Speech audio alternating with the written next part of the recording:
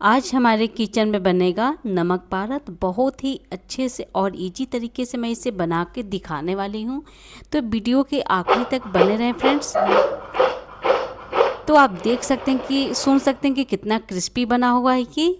तो मैं हूँ निशा माँ बेटी इजी रेसिपी में आप सबका स्वागत है। तो चलिए मैं वीडियो को शुरू करती हूँ। तो यहाँ पर लेना है मैदा। तो जितना मात्रा आपको बनाना होगा उस हिसाब से ले सकते हैं। तो आधा किलो से थोड़ा सा मैं ज़्यादा मैदा यहाँ पर ली हूँ। और फिर यहाँ पर 1 चम्मच हम अजवाइन इस तरीके से हाथ से मल कर डाल देंगे। और फिर यहाँ पर डालती हूँ कसूरी मेथी। तो इसको भी हाथ से इस तरीके से मल के इसमें डाल देंगे। अगर आपके पास कसूरी मेथी हो तो फ्रेंड्स आप डालिएगा, वरना स्किप भी कर सकते हैं। लेकिन ये कसूरी मेथी डालने से क्या होता है ना कि इसका टेस्ट थोड़ा अच्छा लगता है। फिर यहाँ पर मैं 4 चम्मच सूजी ले रही हूँ। तो खाना खाने वाले चम्मच से मैं 4 चम्मच सूजी ऐड करूँगी।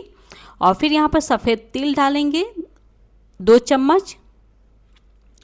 और फिर मैं लेती हूँ यहाँ पर नमक ऐड कर देंगे 1 चम्मच। तो स्वाद अनुसार आप नमक डाल सकते हैं। फिर हाथ से अच्छे से फिर चलिए इसको हाथ से अच्छे से इसको हम मिला लेते हैं। और इसके बाद से मैं ले रही हूँ यहाँ पर पौन कटोरी रिफाइंड ऑयल और इसमें डाल देते हैं। 1 चम्मच मैं बचा ली थी, अभी दोबारा से डालेंगे जब ज़रूरत होगा तब।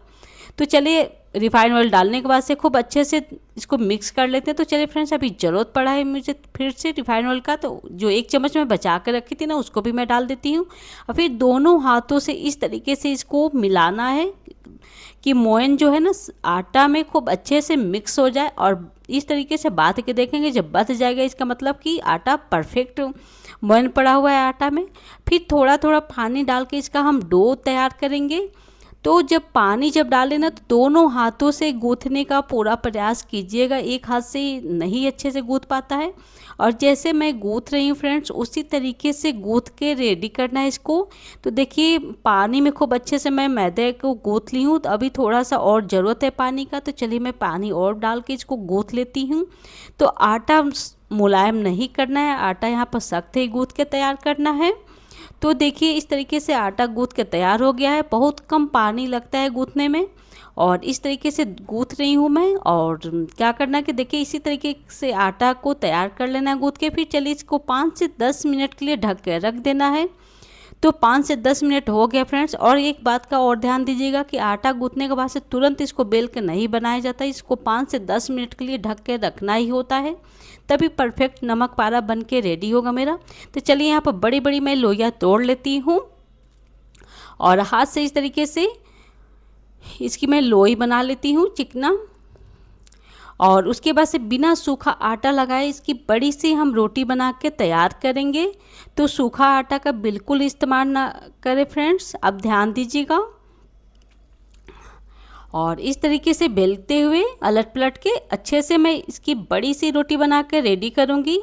तो फ्रेंड्स, अगर आपको मेरी रेसिपी अच्छी लगती है तो प्लीज़ मेरे वीडियो को लाइक कर दीजिए, चैनल को सब्सक्राइब कीजिए और ज़्यादा से ज़्यादा शेयर भी कीजिए। तो देखिए बड़ी सी रोटी मैं बेल के तैयार कर ली हूँ, पतला सा बेल के मैं तैयार की हूँ। और फिर चलिए इसको हम काट लेते हैं पतले पतले पीसेस में। तो चाकू से मैं यहाँ पर काट ली, फिर तिरछे में इस तरीके से काटना है। तो जब इस तरीके से कट जाएगा उसके बाद से क्या करना, हाथ से तो आप उठा नहीं पाएंगे, तो चाकू से इस तरीके से हल्का से इस तरीके से छुड़ा देना है ताकि आप अच्छे से हाथ से उठा कर प्लेट में रख सकें। तो इसी तरीके से फ्रेंड्स सारा हम बेल के तैयार कर लेंगे और काट के रख लेंगे। तो एक बार में एक पर एक ज़्यादा ना रखें, थोड़ा थोड़ा बनाते जाएं और फिर तलते जाएं। तो यहाँ पर मैं कढ़ाई में तेल रख दी थी गर्म होने के लिए। तो कढ़ाई में तेल गर्म हो चुका है। फिर इस तरीके से हम तेल कढ़ाई में डाल देते हैं और इसके बाद से गैस का फ्लेम मीडियम कर देना है। और डालने के बाद से फ्रेंड्स क्या कीजिएगा कि तुरंत इसको चला लेना होता है, इसलिए कि बहुत ज़रूरी होता है चलाना, क्योंकि अगर आप तुरंत नहीं चलाओगे ना तो एक में एक चिपका रह जाएगा। जब हम तुरंत इस तरीके से अलट पलट के चला लेना रहता है, इससे चिपकेगा नहीं, एकदम अलग अलग बन के तैयार होगा। तो देखिए मैं तुरंत चला ली हूँ तो सब अलग अलग हो गया, बिल्कुल नहीं चिपका है। और इसके बाद से मीडियम फ्लेम पे ही इसको हम तलेंगे। तो बीच बीच में आप इसको चलाते रहें, नहीं तो अगर आप नहीं चलाएंगे ना तो एक तरफ दूसरा कलर हो जाएगा, दूसरी तरफ दूसरा कलर हो जाएगा, इसलिए इसको बीच बीच में चलाते रहेंगे। तो एकदम जब आप चलाते रहोगे ना फ्रेंड्स तो देखिए सबका कलर एकदम एक बराबर हुआ है। तो जब इस तरीके का जब कलर आ जाएगा ना नमक पारा में, तो इसके बाद से हम इसको क्या करेंगे, जाली वाली छन्नी में इस तरीके से निकाल लेते हैं। तो इसको छन्नी में ही निकालिएगा फ्रेंड्स। चलिए फिर इसको कटोरी के ऊपर रख देते हैं छन्नी को, ताकि एक्स्ट्रा तेल जो है ना निकल जाएगा। तो चलिए दोबारा से भी तेल में हम फिर इसी तरीके से फ्राई कर लेते हैं, तल लेते हैं। तो इसको डालने के बाद से तुरंत देखिए मैं इसको भी चला रही हूँ, तो एकदम अलग अलग हो जाता है। और तेज़ फ्लेम पर बिल्कुल नहीं तलिएगा, ना तो ये क्रिस्पी नहीं बनेगा। और इसके बाद से छन्नी में का लेकर मैं प्लेट में रख लेती हूँ। बहुत ही क्रिस्पी बना हुआ है। तो चलते हैं कढ़ाई की तरफ। देखिए अभी इतना तला हुआ, अभी इसको और भी तलना है।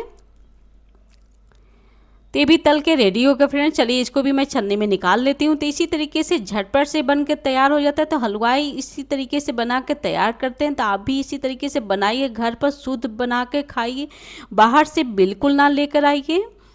तो फ्रेंड्स आपको रेसिपी अच्छी लगी तो ज़रूर से मुझे सपोर्ट कीजिए। तो इसको आप एक बार बनाइए, 1 से 2 महीने तक खाइए, बिल्कुल ख़राब नहीं होता, बहुत ही क्रिस्पी बना रहता है हमेशा। होली स्पेशल मैं इसको बना कर तैयार की हूँ। आप किसी भी फेस्टिवल पर बना कर तैयार कर सकते हैं। तो रेसिपी अच्छी लगी तो ज़रूर से बताइए। तो चलिए मैं इसको गहरे बर्तन में रख के दिखाती हूँ कि कितना क्रिस्पी बना हुआ है।